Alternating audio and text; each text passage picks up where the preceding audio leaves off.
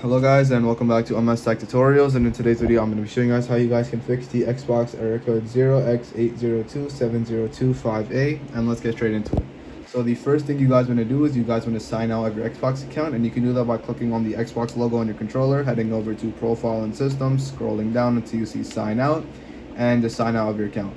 Once you sign out, you can sign back in and you can check to see if that fixes the issue. The second method you guys can try doing is heading over to Settings, going to Account, going to Remove Accounts, and then just do this as well, remove your account and add it back. That can also fix the issue. Third method you guys can try doing is heading over to General, heading over to Network Settings, going to Advanced Settings, and then from Advanced Settings you're going to choose the primary and secondary DNS option, and you're going to change the primary DNS to 8.8.8.8 and the secondary DNS to 8.8.4.4.